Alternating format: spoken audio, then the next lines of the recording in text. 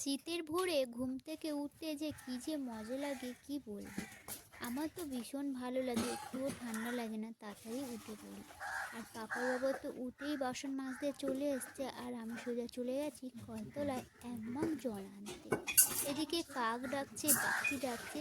যেহেতু রাতে থেকে কাক ডাকাডাকি শুরু করে, কারণ ওদের প্রচুর ঠান্ডা লাগে, তো তার জন্য। তো আমি কল থেকে এক মগ জল নিয়ে চলে এসেছি। এখন ঘরের সামনে জলচূড়া দিয়ে দেবো, আর বাইরের গেটের সামনে জলচূড়া দিয়ে দেবো।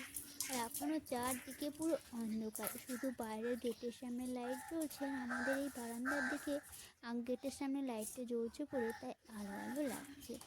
আর কাকগুলো তো সেই রাতে থেকে ডাকাডাকি শুরু করে দিয়েছে, ওদের খুব ঠান্ডা লাগে। আর একটা কাক তো রীতিমতো মারা গেছে ঠান্ডাতে, গাছের উপর থেকে পড়ে গেছে।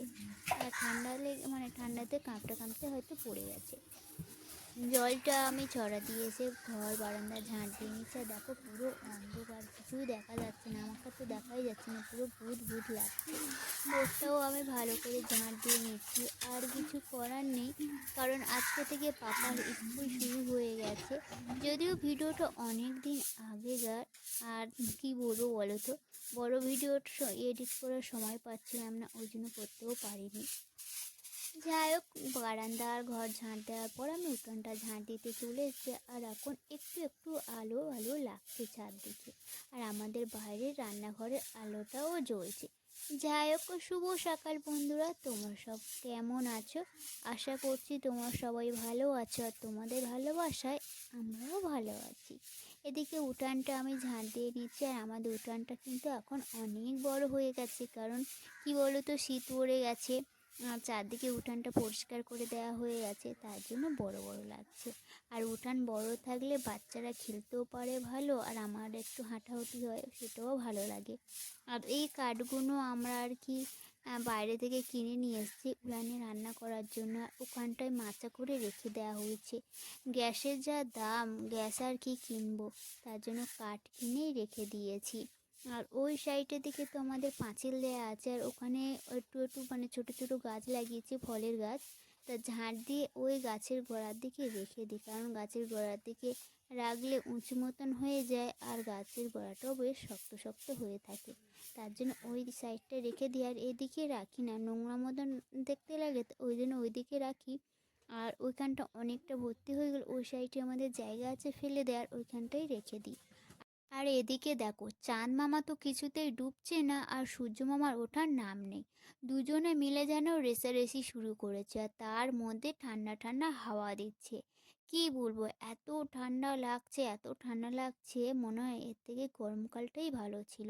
দুজনে মিলে যুদ্ধ শুরু করেছে, রেষারেষি শুরু করেছে, আর মধ্যেখান থেকে আমাদের যেন ভীষণ ঠান্ডা লাগছে। পাপার বাবা এদিকে ভাতটা বসিয়ে দিল, আর ভাতটা হয়েও গেছে। তারপর গ্যাসেতে আমি টিফিন বানিয়ে নিয়েছি পাপার জন্য। আর এখানে হালকা করে জল গরম করেছি, গ্লাসে একটু নিয়ে নিলাম পাপাকে একটু খাওয়াবো বলে।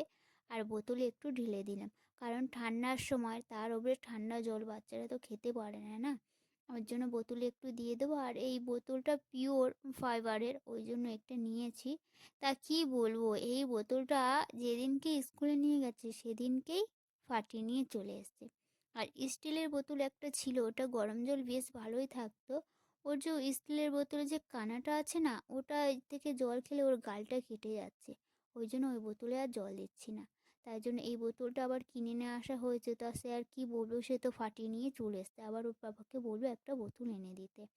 আর এই যে ব্যাগের টিফিনটা আমি গুছিয়ে দিলাম, নতুন ব্যাগ, নতুন টিফিন, নতুন বোতল। পাপার জন্য সব কিছু সবসময় নতুন নতুন হয়। পাপাকে স্কুলের থেকে দিয়ে এসে আমি বাড়িতে চলে এসেছি। বাড়িতে এসে টুকটাক যা কাজ ছিল সব সেরে নিয়েছি, নিয়ে স্নান করে নিয়েছি। আর এত ঠান্ডা লেগেছে, আমি রীতিমতন কাঁপছি। জ্যাকেট ট্যাকেট সব পরে নিয়েছি, কারণ এক্ষুনি বেরিয়ে যাব আনার জন্য। আর এত ঠান্ডা পড়েছে, এত ঠান্ডা যে একটু সকালে রোদ উঠছিল, সেটাও উঠছে না, এখন পুরো অন্ধকার হয়ে গেছে। আর এখন আমার খাওয়া হয়নি।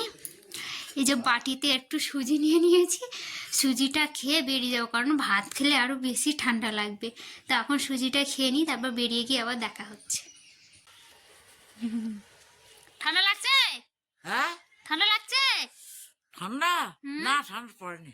ঠান্ডা গরম পড়েনি? পড়েছে, গরম তাই পড়েছে? জন্য বাইরে ঘুরতে এসেছি। মার তো ঠান্ডা লাগছে না, আমার শুধু যত বেশি ঠান্ডা লাগছে, তাই জ্যাকেট পরে নিয়েছি, মাথায় ভালো করে ওড়নাটাও বেঁধে নিয়েছি।